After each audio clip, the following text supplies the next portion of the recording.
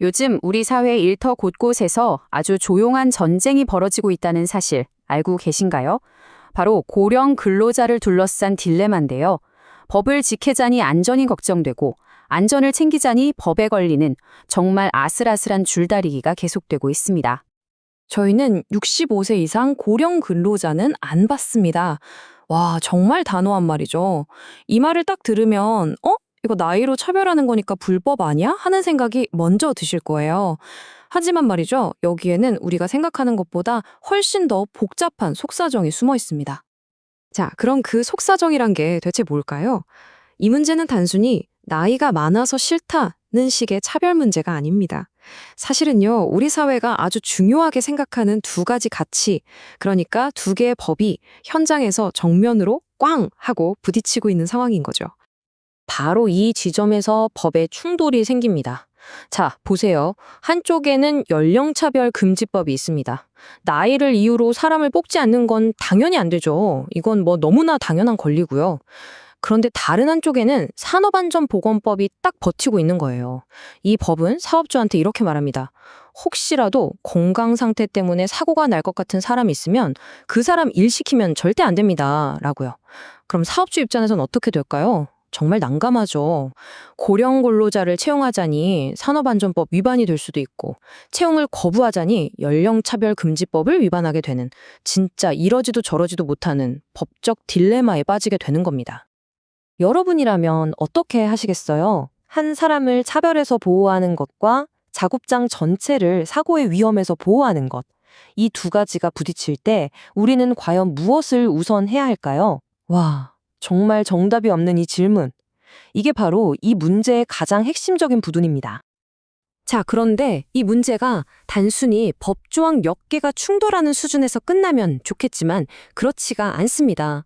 지금부터 이 딜레마가 왜 우리 사회에 점점 더 무겁게 그리고 아주 시급하게 다가오고 있는지 그 현실적인 배경을 한번 들여다보겠습니다. 우리가 꼭 기억해야 할 숫자가 하나 있습니다. 바로 2026년. 정말 얼마 안 남았죠? 바로 이때 대한민국이 초고령 사회로 들어서게 됩니다. 이게 무슨 뜻이냐면 길 가는 사람 5명 중 1명은 65세 이상이라는 거예요. 그러니까 이 딜레마가 이제는 뭐 일부 특수한 사업장만의 이야기가 아니라 바로 우리 모두의 현실이 된다는 뜻이죠. 게다가 현실은요, 이런 통계보다 훨씬 더 빠르게 움직이고 있어요. 법적으로는 65세를 기준으로 이야기하지만 예를 들어 건설 현장 같은 곳 있잖아요. 거기서는 이미 55세만 넘어도 고령 근로자로 분류해서 특별 관리를 한다고 합니다. 왜냐고요? 안타깝지만 재해 발생률이라는 아주 냉정한 데이터가 그렇게 말해주고 있기 때문이죠. 이게 바로 현장의 목소리인 겁니다. 그럼 사업주들은 구체적으로 뭘 그렇게 걱정하는 걸까요? 그 핵심 근거 중 하나가 바로 우리가 흔히 말하는 3대 질병입니다. 그러니까 고혈압, 당뇨, 고지혈증 같은 기저질환 말이죠.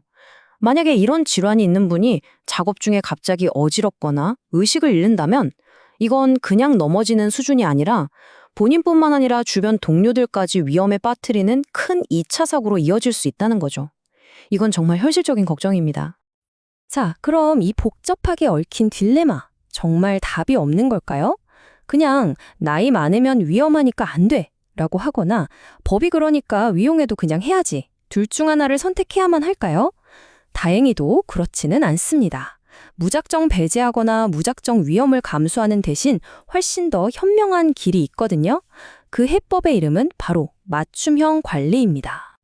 이 해법의 핵심은 아주 간단해요. 나이라는 뭉뚱그린 숫자만 보지 말고 한 사람 한 사람의 실제 건강 상태에 집중하자는 겁니다. 자, 그럼 어떻게 구체적으로 하느냐? 여기 보이는 3단계 관리 방안이 바로 그 방법인데요. 한번 차근차근 뜯어보죠. 자, 첫 번째 단계는 손재적인 건강 추적 관리입니다. 이게 뭐냐면 그냥 1년에 한 번 건강검진하고 끝! 이게 아니고요.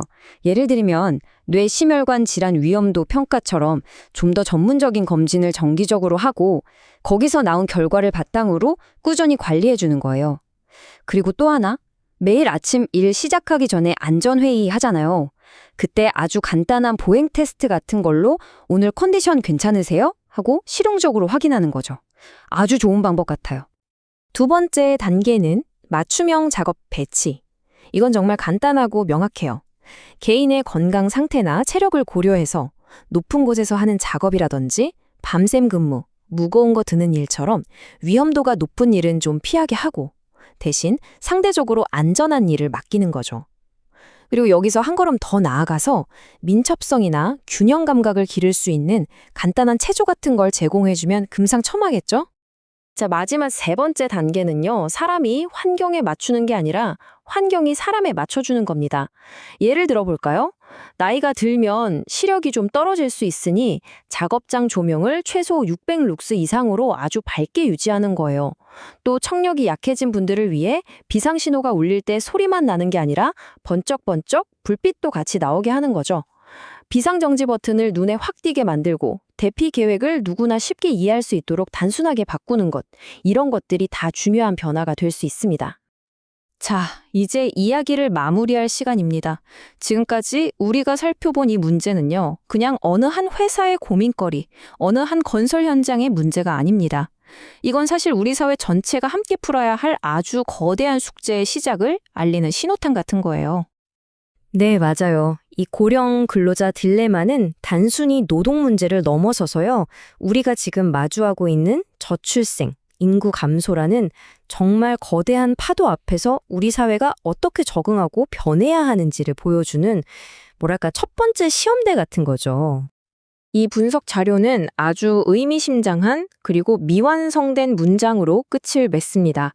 우리의 주적은 인구 소멸, 지방 소멸, 그리고 하고 말이 끊겨요. 과연 이 그리고 뒤에 숨어있는 우리의 진짜 적은 대체 무엇일까요? 만약 오늘 우리가 살펴본 이 일터의 딜레마가 앞으로 닥쳐올 거대한 변화의 아주 작은 시작에 불과하다면 이 하나의 전투를 넘어서 우리 사회 전체가 대비해야 할 더 큰 전쟁은 과연 무엇일까요? 우리 모두가 함께 깊이 생각해 봐야 할 질문인 것 같습니다.